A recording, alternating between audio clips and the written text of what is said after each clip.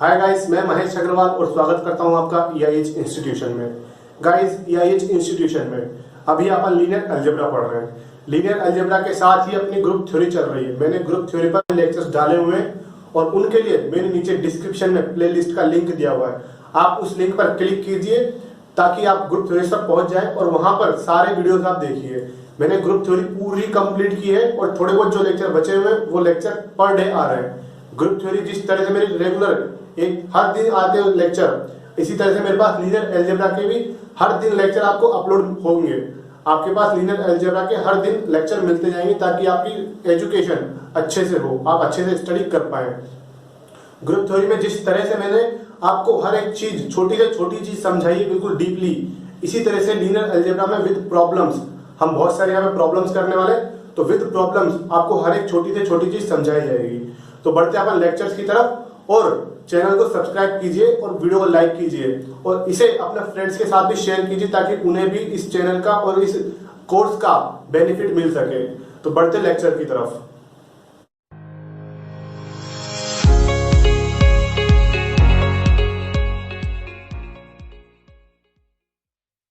तो गाइस, इस लेक्चर में अपन पॉलिनोमियल के ऊपर बेसिस एंड डायमेंशन पर क्वेश्चन देखने वाले हैं।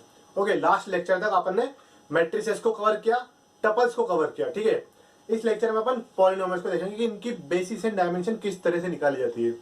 तो देखो, V क्या है मेरा, Pn over R, set of all polynomials है ओवर R, तो मेरा वेक्टर स्पेस बनेगा। और जैसा कि मैं बता चुका हूं, इसकी डायमेंशन अगर ये n है तो n+1 होती है और x एलिमेंट ऑफ R कुछ भी हो सकता है, ठीक है। तो W1 देखो मेरा क्या है कि Px element of V such that P alpha equals to 0। Alpha क्या है, मेरा रूट है। मेरा Px कुछ भी ले लो इस तरह का, क्या A0 A1x A2x square A3x cube plus AN x to the power n। Px मेरा ये हो सकता है। अब क्या बोल रही है कि P ऑफ अल्फा ये मेरा 0 है, यानी कि अल्फा रूट है। तो P ऑफ अल्फा x की जगह अल्फा रखोगे तो क्या बनेगा आपका, A0 A1 alpha A2 alpha square A3 alpha cube, ठीक है, plus AN alpha n equals to 0, ठीक है।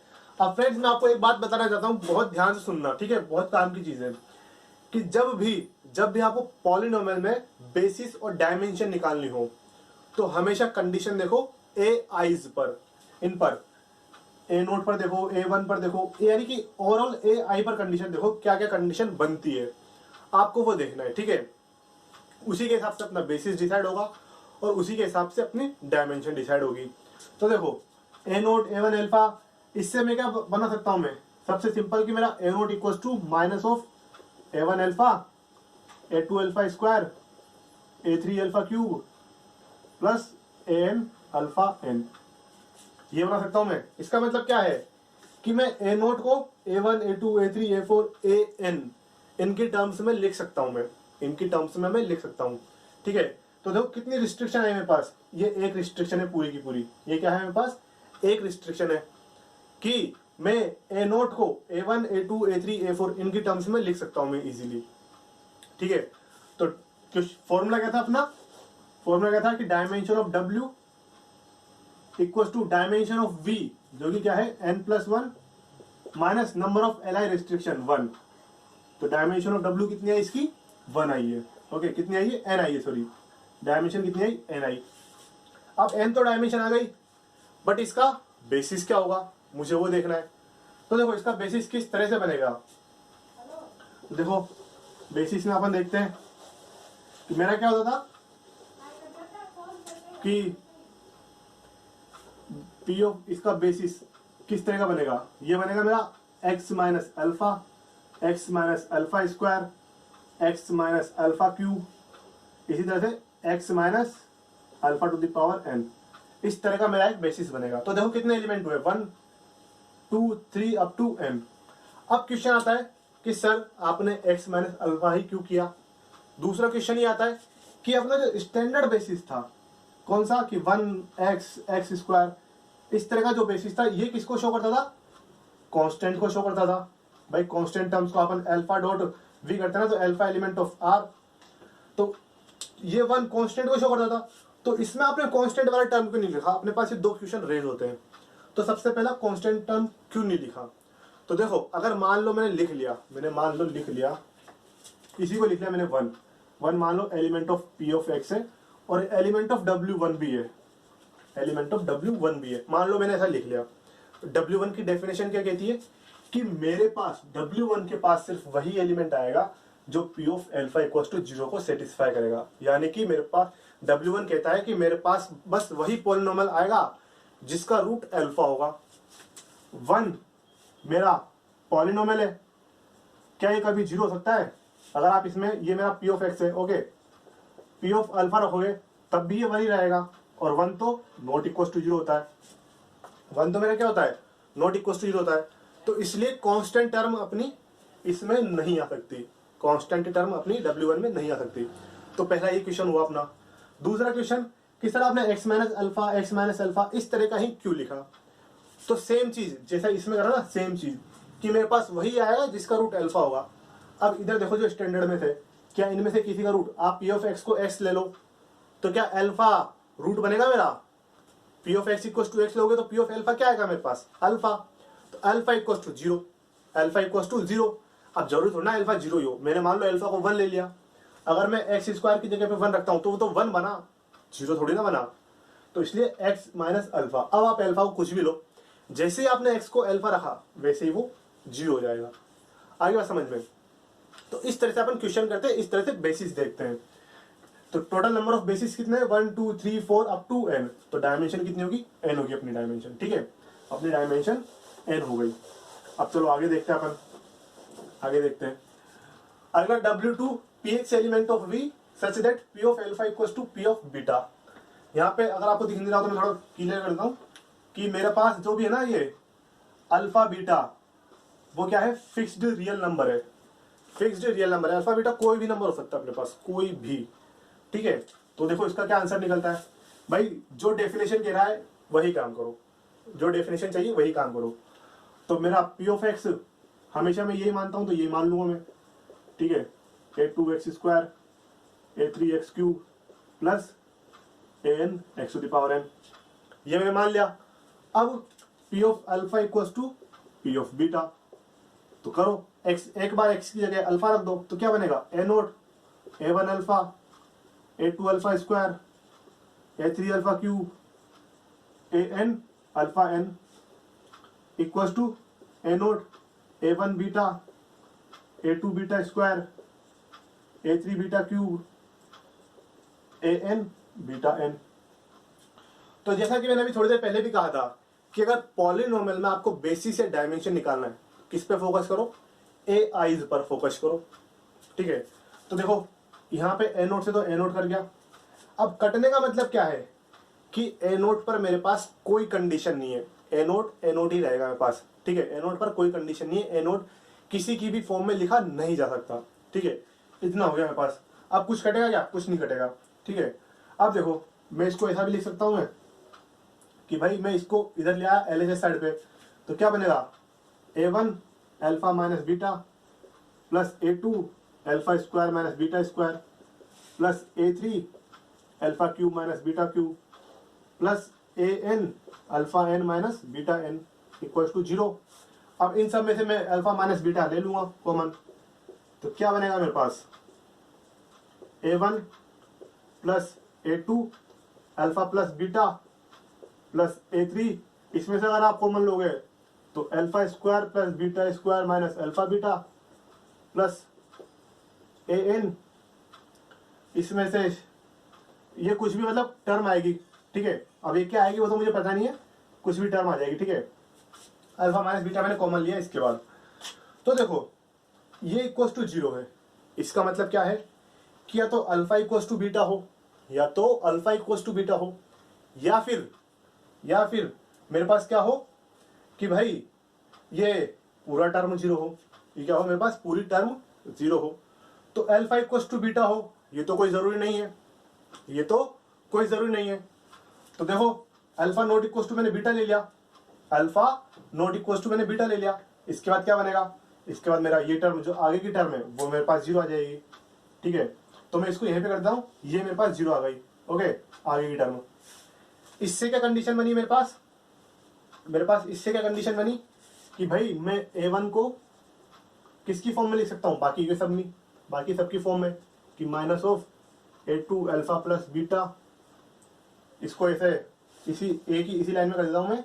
ये कैसे बन जाएगा, ये मेरा बन जाएगा a1 माइनस ऑफ दिस। यानी कि मुझे a1 को अलग से लिखने की जरूरत नहीं है। a1 को मुझे अलग से लिखने की जरूरत नहीं है। क्यों? क्योंकि जो मेरा a1 है वो a2 a3 an इनकी फॉर्म में आ चुका है। ठीक है, इनकी फॉर्म में मेरा वो आ चुका है। अब देखो आगे क्या होता है कि भाई a1 तो आ गया। अब जो मेरा alpha equal P of alpha P of beta था, तो उससे क्या अपना रिजल्ट निकलता है। तो देखो कि a1 को मैं a2 a3 a4 an इनकी फॉर्म में लिख सकता हूं, लेकिन कहीं भी यहां पर इस एक्सप्रेशन में आपको कहीं भी a नोट दिख रहा है? a नोट नहीं दिख रहा है। इसका मतलब क्या है कि अपने पास जो बेसिस बनेगा उसमें कौन कौन से ये a2 a3 a4 an ये वाले एलिमेंट्स आएंगे, a नोट और a1 वाले एलिमेंट्स नहीं आएंगे। क्योंकि p of alpha equals to p of beta, इससे लास्ट जाते जाते मेरे पास क्या एक्सप्रेशन बना, ये एक्सप्रेशन बना। अब इस एक्सप्रेशन से एक बात तो मुझे समझ में आती है, क्या कि मैं a1 को इनकी फॉर्म में लिख सकता हूं, मैं a2 a3 a4 इनकी फॉर्म में लिख सकता हूं। लेकिन क्या यहाँ पे कहीं पे a नोट है? a नोट यहाँ पर नहीं है, a नोट यहाँ पर नहीं है। अब यहाँ पर नहीं है तो फिर क्या a नोट की टर्म इसमें आएगी? कभी इसमें नहीं आएगी। a नोट की टर्म इसमें नहीं आ पाएगी, क्योंकि अगर आती तो वो एक्सप्रेशन में कहीं ना कहीं दिखती, अपने को शो होती, लेकिन नहीं है। तो इसका मतलब क्या हुआ, एक तो a नोट और एक a1 भी नहीं होगा बेसिस में, और एक a नोट भी नहीं होगा। a1 तो इसलिए नहीं होगा क्योंकि a1 इन सब की फॉर्म में है, a नोट इसलिए नहीं होगा क्योंकि एक्सप्रेशन में a नोट की टर्म नहीं आई है। तो टोटल कितने एलिमेंट रिड्यूस हो गए अपने? 2 एलिमेंट रिड्यूस हो गए, a नोट और a1। कितने? यहाँ n एलिमेंट्स तक से। तो कितने एलिमेंट बचे टोटल n+1 एलिमेंट होते हैं कि भाई ये 1 2 3 n+1 एलिमेंट होते हैं। a नोट और a1 दोनों हट गए, कितने एलिमेंट बचे? n+1 -2 यानी कि n-1। तो इसकी डायमेंशन कितनी है मेरे पास? n-1। ओके, डायमेंशन कितनी है मेरे पास? n-1। अगला देखो, अगला क्या होता है अपना, ठीक है, कि भाई W3 इसमें px element of v, vector space v के वो एलिमेंट आएंगे जब px 0 हो और x मेरे पास ये आ रहा है, यानी कि रूट से ही है ये मेरे पास, x के क्या है? रूट्स है ये। ठीक है, तो मेरे पास W3 की डायमेंशन क्या होगी? अब 1 2 3 up to n-1, x equals to 1 2 3 4 up to n-1, मेरे पास ये रूट्स है। इनका मतलब क्या है कि भाई मेरा px कुछ इस तरह का होगा कि भाई x-1 x-2 x-3 ऐसे चलता x-n-1 इस तरह का मेरा कुछ px होगा। लेकिन देखो इसकी डिग्री कितनी हुई, px की डिग्री कितनी हुई? n-1 डिग्री हुई। इनको जब मल्टीप्लाई करोगे तो px की डिग्री कितनी आएगी? n-1 डिग्री आएगी। जबकि अपना px एलिमेंट ऑफ v है, तो फिर यहाँ कितने डिग्री का एलिमेंट होना, पॉलिनोमियल होना चाहिए अपने पास n डिग्री का, यानी कि ये कुछ ax प्लस बी टाइप का होगा।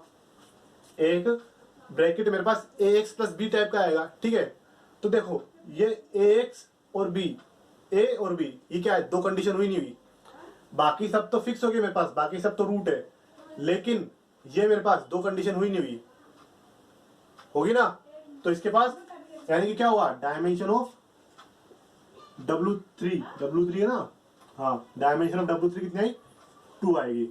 कितनी आएगी? 2 आएगी, क्योंकि बाकी सब तो रूट हो गए।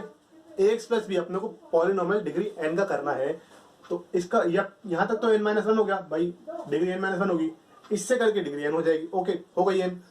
इसके बाद दो a और b पैरामीटर्स आए मेरे पास, वेरिएबल्स आए। ठीक है, कुछ भी हो सकते हैं, a b element of R, ये कुछ भी हो सकते हैं। तो 2 आए ना, ये इंडिपेंडेंट है, ये कुछ भी हो सकते हैं। तो W3 की डायमेंशन कितनी आई? 2 आई। ये एक मेथड हुआ।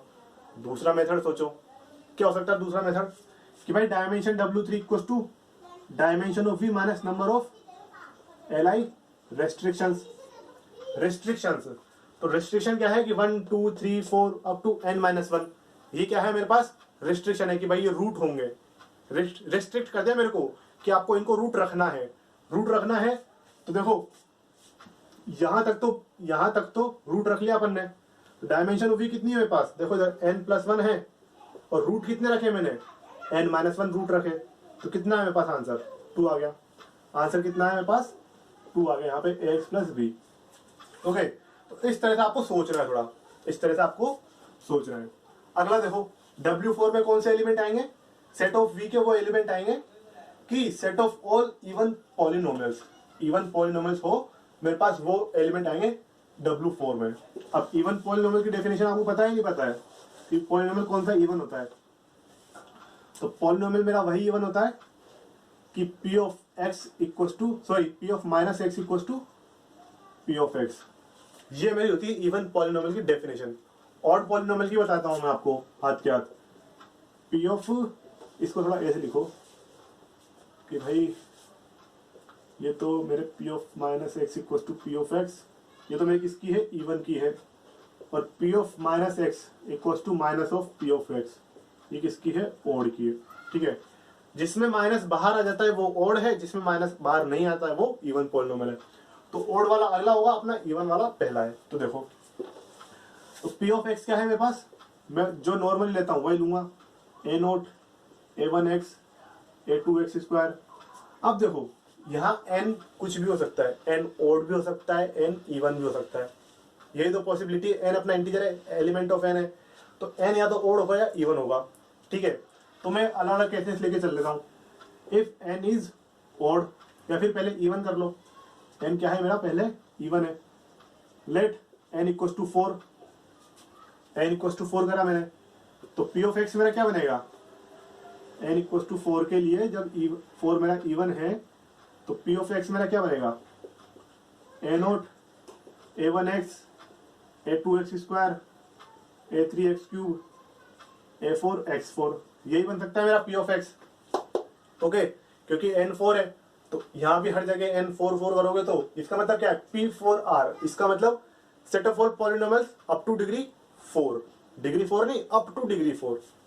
ओके, तो P of -x करो, क्या आएगा, a0 -a1x plus a2x² minus a3x³ plus a4x4, a4x4। Okay, ये तो समझ में आ गया होगा। -x में भाई x की जगह माइनस x रखोगे तो यहाँ पे माइनस आ जाएगा, x² की जगह जैसे वो प्लस हो जाएगा, माइनस यहाँ पे माइनस, इस तरह से। अब इवन पॉलिनोमियल है तो इस डेफिनेशन को फॉलो कर रहा होगा, तो करवाओ, दोनों को इक्वल करवा दो। यहीं से मैं इक्वल कर देता हूँ दोनों को। ठीक है, इक्वल करोगे तो देखो a0 हटा, a0 पर कोई कंडीशन नहीं है, a2x² भी घट गया, a2 पर भी कोई कंडीशन नहीं है, इसका मतलब फिर a4 वो भी हट गया, a4 पर भी कोई कंडीशन नहीं है। तो इससे अपने को क्या मिलेगा इन दोनों से कि भाई 2a1x plus a3x³ equals to 0, यानी कि a1x plus a3x³ equals to 0, मेरे को ये मिलेगा।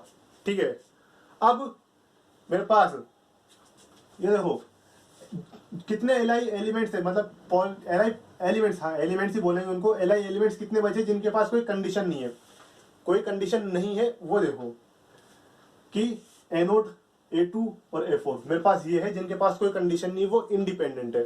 बाकी a1 और a3 ये डिपेंडेंट है। कैसे डिपेंडेंट है वो भी देख लो एक बार, वो भी देख लो कि भाई a1x प्लस a3x³ ये मेरे पास 0 है, ये क्या है मेरे पास 0 है। अब अपन ने स्टैंडर्ड पॉलिनोमियल क्या होता है अपना px का, 1x x² x³ x4 x5, इस तरह का स्टैंडर्ड वो होता है, बेसिस यही होता है। अब ये जो एक्सप्रेशन मैंने लिखा हुआ है ये क्या है, इस x और x³ का, x और x³ का लीनियर कॉम्बिनेशन ही तो है, और x और x³ क्या है, LI है। x और x³ क्या है मेरे पास, LI है, LI है। इसका मतलब क्या है कि मेरे पास a1 0 होगा और a3 0 होगा, a1 0 होगा और a3 0 होगा। इसका मतलब क्या है कि P of x P of x अगर मैं लिखूंगा ना तो पी ऑफ एक्स मेरा कुछ इस तरह से दिखेगा कि भाई a naught plus a two x square plus a four x four, मेरा पी ऑफ एक्स इस तरह का दिखेगा। किस तरह का दिखेगा? इस तरह का दिखेगा मेरा पी ऑफ एक्स।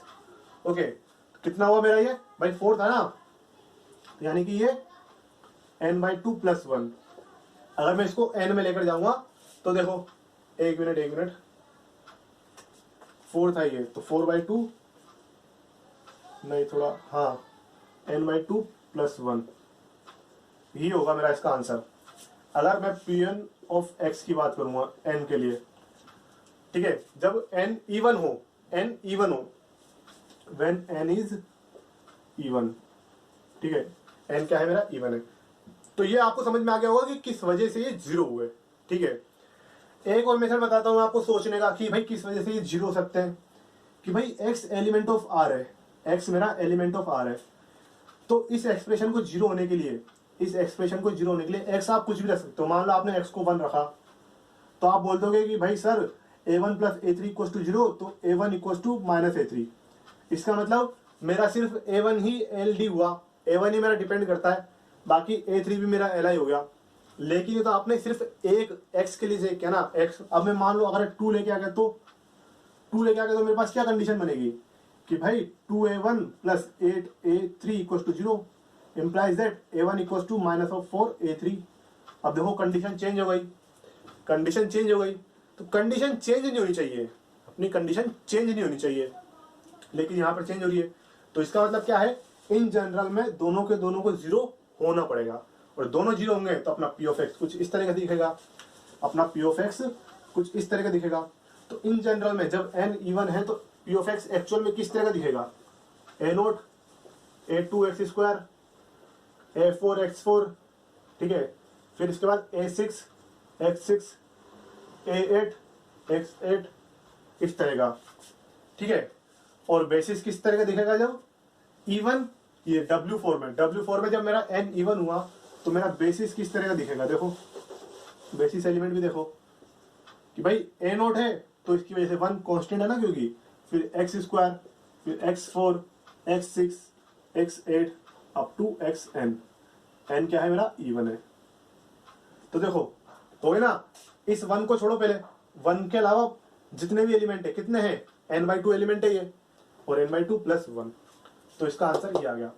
अब मैं n को अगर ऑड लूंगा तो मेरे पास क्या बनता है, मुझे वो देखना है, ठीक है।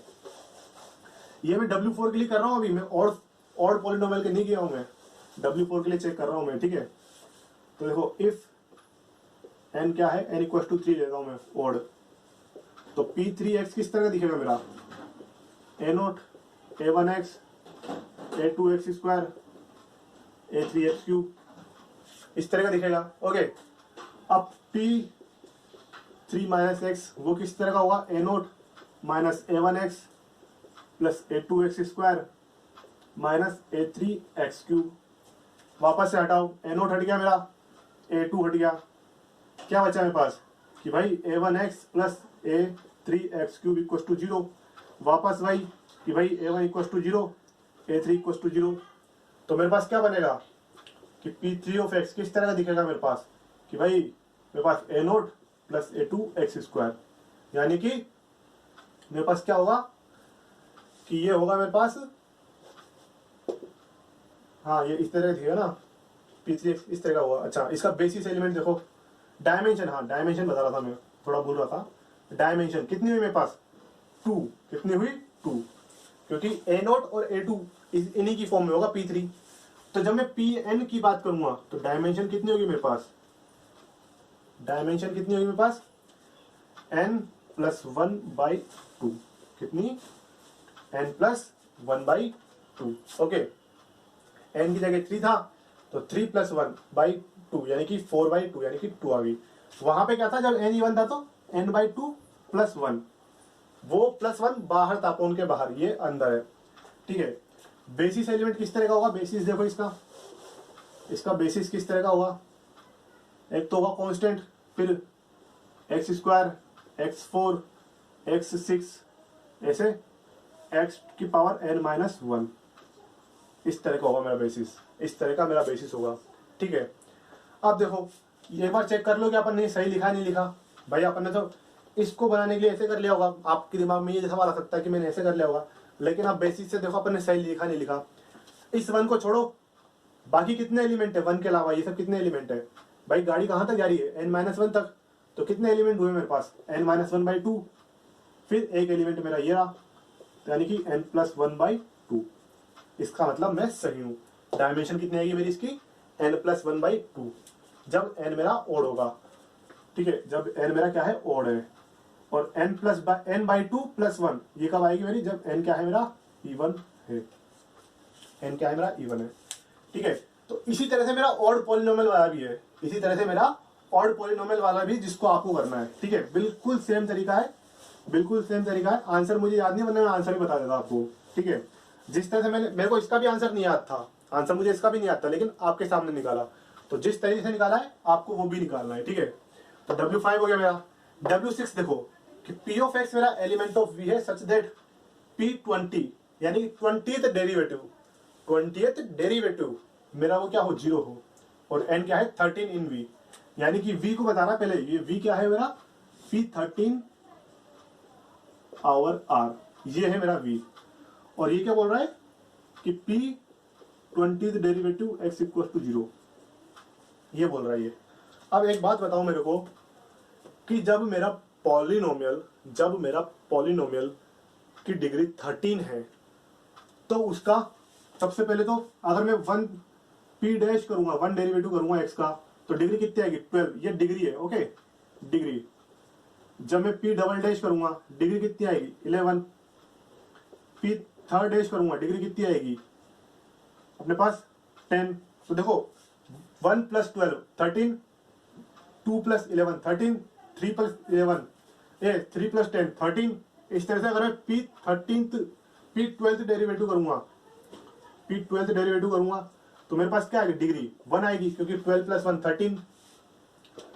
ओके, अगर मैं p13 डिग्री करूंगा x, तो डिग्री क्या आएगी, 0। इसका मतलब जैसे ही मैंने 13th डेरिवेटिव किया, मेरे पास क्या है, कांस्टेंट, और वो क्या होता है 13 पॉलिनोमियल, सॉरी 13 फैक्टोरियल। ठीक है, ये आपको पता होगा, सिंपल सी बात है, आपको पता होगा। अब जब 13th डेरिवेटिव मेरे पास कांस्टेंट आ रहा है, तो 14th डेरिवेटिव क्या होगा मेरे पास, 0। ये क्या है 14th डेरिवेटिव, ये 0 होगा। अब 14th 0 है तो 15th 16th 17th ये सब 0 होंगे। इसका मतलब P20 ये वाला भी 0 होगा, ये वाला भी 0 होगा। तो इतनी सब रामायण का मतलब क्या हुआ कि भाई अगर आपका V ये है, तो आप P ऑफ X, आप पॉलिनोमियल कुछ भी ले लो, पॉलिनोमियल आप कुछ भी ले लो, 20th डेरिवेटिव तो हमेशा 0 आएगा। कितना आएगा, हमेशा का हमेशा 0 आएगा। आप P ऑफ X कुछ भी ले लो। अब जब अपन कुछ भी ले सकते हैं, तो डायमेंशन क्या होगी, अपनी फुल डायमेंशन होगी V के इक्वल। तो V की डायमेंशन क्या है, 13 + 1 14 डायमेंशन है V की। तो W6 की भी डायमेंशन कितनी है, इसकी भी कितनी डायमेंशन है, 14। ओके, वापस बोल देता हूं भाई, ऑर्डर सॉरी अपना डिग्री पॉलिनोमियल की सिर्फ 13 थी, तो उसका 20th डेरिवेटिव तो ऑब्वियस सी बात है 0 आएगा। इसका मतलब आप पॉलिनोमियल कुछ भी ले सकते हो, कुछ भी पॉलिनोमियल लोगे हमेशा डेरिवेटिव 0 आएगा। कुछ भी लेने का मतलब है कि आप V में से कुछ भी उठा सकते हो। V में से आप कुछ भी उठा रहे हो, इसका मतलब है पूरा का पूरा V उठा रहे हो एक तरह से। भाई कुछ भी उठा सकते हो, इसका मतलब क्या है, पूरा का। अब मैं बोल दूं आपके पास एक आम से भरी हुई टोकरी है, आप चाहो जो टोकरी में से आम उठा लो, तो इसका मतलब क्या है, पूरी टोकरी आपको दे दी गई है, कोई गुंजाइश नहीं है गलती की। तो इसका मतलब 13 + 1 14 इसकी डायमेंशन। ओके, अगला देखो कि P of X element of V such that P0 P5 P3 P4 ये सब क्या है मेरे पास, 0 है। ये सब क्या है मेरे पास, 0 है। तो देखो कंडीशन कितनी बनी कि भाई मेरे पास P ऑफ 0 भी क्या है, 0 है।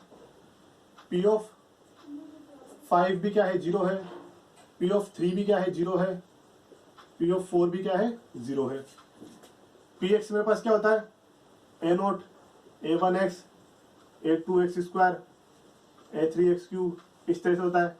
तो P0 यानी कि A0 = 0, एक मेरे पास ये निकला। फिर इसके बाद P1x मेरे पास ये ए नोट को अगर मैंने 0 कर दिया, ए नोट भाई 0 आया ना मेरा इस कंडीशन से, ए नोट 0 आया, तो यानी कि ए नोट को मैं हटा दूं यहाँ से, ए नोट का मतलब नहीं है। P of 5 equal to 0। इसके बाद क्या है मेरे पास कि भाई 5a1 plus 25a2 plus 125a3, इस तरह से चलेगा अपना।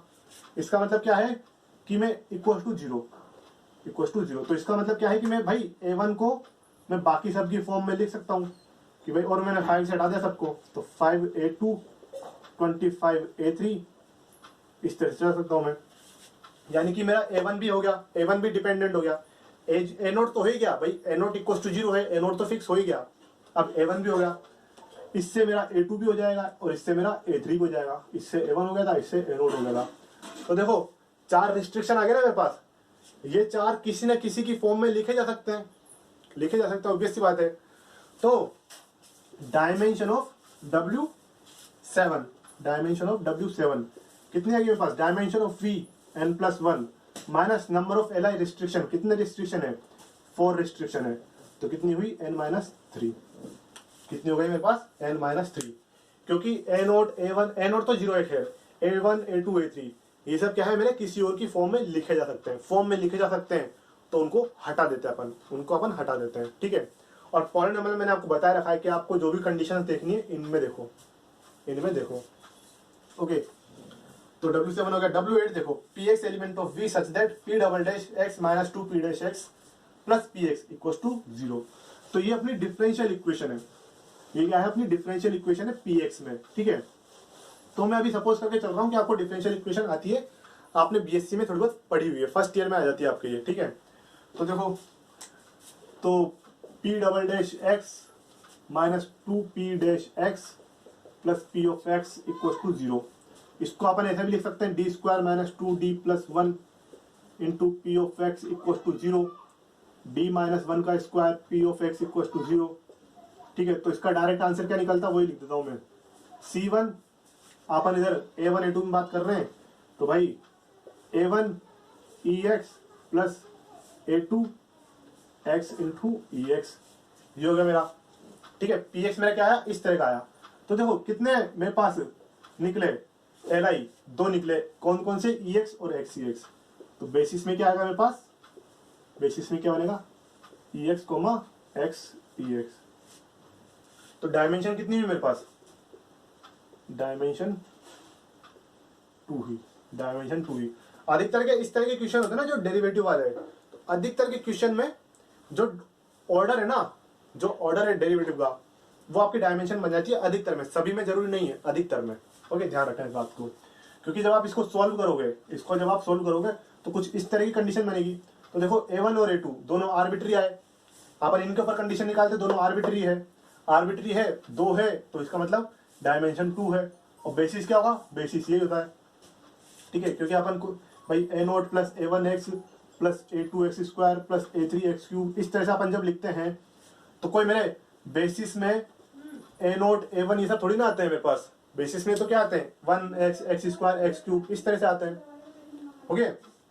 तो मेरा बेसिस में इस तरह का होगा। अगला देखो, अगला कि भाई मेरा ये W8 हो गया था, W9 P double dash x plus P dash x plus Px equals to 0, कि भाई P double dash x plus P dash x plus P of x equals to 0, यानी कि d square plus d plus 1 of x, P of x equals to 0। इसकी auxiliary equation क्या बनेगी कि m square plus m plus 1 equals to 0। इसका मतलब m equals to -1 plus minus √3i/2, इस तरह का बनेगा मेरा इस तरह का बनेगा। तो क्या बना मेरे पास कि भाई P ऑफ x मेरा क्या होगा, P ऑफ x। अब देखो सबसे पहली बात यहाँ तक समझो, ठीक है। अपन क्या बोल रहे हैं, x एलिमेंट ऑफ r, और ये जो भी अपन पॉलिनोमियल बना रहे हैं, अपन क्या कर रहे हैं, जो भी पॉलिनोमियल बना रहे हैं अपन, तो वो पॉलिनोमियल क्या हो रहा है, उस पॉलिनोमियल को अपन रियल नंबर से ले रहे हैं, लेकिन यहाँ पे देखो ऑक्सिलरी इक्वेशन के रूट्स क्या है, इमेजिनरी, क्या है रूट्स, इमेजिनरी रूट्स हैं, ठीक है। ये रूट्स क्या है, इमेजिनरी रूट्स है। तो क्या इसका कोई मतलब हुआ इसको अपन लेंगे क्या, ये मेरा सब स्पेस ही फॉर्म नहीं करेगा, ये मेरा सब स्पेस ही फॉर्म नहीं करेगा, क्योंकि पॉलिनोमियल जो इसको सेटिस्फाई कर रहा होगा, सेटिस्फाई कौन सा कर रहा है इसको, भाई यही पॉलिनोमियल सेटिस्फाई करेगा, e to the power minus x/2, फिर इसके बाद c1 cos √3/2x plus c2 sin √3/2x, इस तरह का ये सेटिस्फाई करेगा। अब आप बोलोगे कि भाई सर आप ये बेसिस में आप इसको ले सकते हो, ठीक है, इसके बाद बता रहा हूं मैं, बेसिस में आप इसको ले सकते हो कि भाई e minus x/2 cos √3/2x e minus x/2 sin √3/2x, आप इसको ले सकते हो। चलो ले लिया, लेकिन जो इनको सेटिस्फाई कर रहा है वो पॉलिनोमियल तो क्या है, इस चीज को सेटिस्फाई कर रहा है, इस डिफरेंशियल इक्वेशन को भी सेटिस्फाई कर रहा है, जिसके रूट्स क्या आ रहे हैं, इमेजिनरी। लेकिन अपन पॉलिनोमियल किस में ले रहे हैं, हमेशा रियल में बात कर रहे हैं, अपन रियल में बात कर रहे हैं। जब रियल में बात कर रहे हैं, अपने पास आउटपुट इमेजिनरी आ रहा है, तो यानी कि वो अपना गलत है, वो सब स्पेस ही फॉर्म नहीं करेगा। और जब सब स्पेस ही फॉर्म नहीं कर रहा, तो काहे की डायमेंशन, काहे का बेसिस, ठीक है। तो इसको हटाओ, इसको तो अपन हटाते हैं। अगला देखो, इससे क्या होता है, इसमें क्या होता है, ये अपना अच्छा क्वेश्चन है लास्ट वाला, इसको देखो, ठीक है, कि मेरा W10 में क्या आ रहा है, P of x equal to P of 1 minus x, इस तरह का आ रहा है मेरा, ठीक है, मेरा इस तरह का आ रहा है। चलो ये एक लास्ट क्वेश्चन बचा हुआ है, ये एक लास्ट क्वेश्चन मैं आपके लिए छोड़ता हूँ। अच्छा क्वेश्चन है ये, इसको आपको जरूर करना है, ये बहुत अच्छा क्वेश्चन है और सिंपल भी बहुत है। जिस तरह से मैंने करवाया ना डेफिनेशन, मैं हमेशा बोल रहा हूँ डेफिनेशन पे ध्यान देना। W10 की डेफिनेशन क्या है कि भाई मेरा P of x P of 1 minus x के इक्वल होगा। अब यहाँ तो मैंने 1 माइनस एक्स लिखा है, 2 minus x, 5 minus x, 100 minus x, कुछ भी लिख सकते हो आप, कुछ भी लिख सकते हो, ठीक है। अगर मेरे पास इस तरह का पॉलिनोमियल है तो उसकी डायमेंशन क्या होगी, आपको बेसिस भी लिखना है। तो हालांकि मैं इसका आपको रिजल्ट बताता हूँ डायरेक्ट, इसका रिजल्ट मुझे याद भी है। इसका रिजल्ट है ग्रेटेस्ट इंटीजर, इधर लिखो इसको भाई, सामने के सामने लिख लो। इसका रिजल्ट है ग्रेटेस्ट इंटीजर n/2 प्लस 1, ठीक है, इसका रिजल्ट ये है। तो देखो यहाँ पर मैंने पॉलिनोमियल वाले क्वेश्चन खत्म किए। मेरे पॉलिनोमियल में भी सिर्फ ये 10 क्वेश्चन नहीं है, और भी बहुत क्वेश्चन है जो मैं आपको MCQ MSQ में बताऊंगा, ABCD टाइप कर करके, ठीक है। तो मेरा टपल्स हो गए, टपल्स में मैं अगले लेक्चर में थोड़े बहुत और क्वेश्चन लेके आऊंगा, अच्छे अच्छे क्वेश्चन है वो, 2-3 क्वेश्चन होंगे वो, और मिक्स वाले क्वेश्चन रह जाएंगे आप थोड़े मिक्स, मैं उन्हीं में सीक्वेंस भी कर दूंगा, अगले लेक्चर में सीक्वेंस भी कर दूंगा, मैं टपल वाले भी कर दूंगा, और भी दो एक दो इधर उधर के एग्जाम्पल कर दूंगा अच्छे अच्छे वाले। तो मेरे टपल हो गया, पॉलिनोमियल, सीक्वेंस हो जाएगा, और मैट्रिक्स वगैरह हो गए, तो मैं लगभग सभी को कवर करते हुए चल रहा हूँ, ठीक है। तो जो जो मैं क्वेश्चन करवा रहा हूँ आपको बस यहाँ से देखने हैं, समझने हैं, क्वेश्चन मत समझो, क्वेश्चन का मेथड समझो, ठीक है, मेथड समझो कि कहाँ पर क्या चेंज हो रहा है। तो यहाँ पर मेरा इस लेक्चर में भी इतना ही, 10 क्वेश्चन थे। इन 10 क्वेश्चन में से मैंने बस आपको एक क्वेश्चन ही छोड़ा है, बाकी ये ऑड वाला क्वेश्चन बिल्कुल इसी की तरह सेम था, सेम टू सेम है इसकी तरह बिल्कुल, ठीक है। ये एक क्वेश्चन मैंने आपको छोड़ा, जिसका तो मैंने आंसर भी बता दिया है, आंसर भी मैंने आपको इसका बता दिया है, ठीक है। तो अब मिलते हैं नेक्स्ट लेक्चर में कुछ और एग्जाम्पल के साथ, कुछ और अच्छे क्वेश्चन के साथ। तब तक के लिए थैंक यू।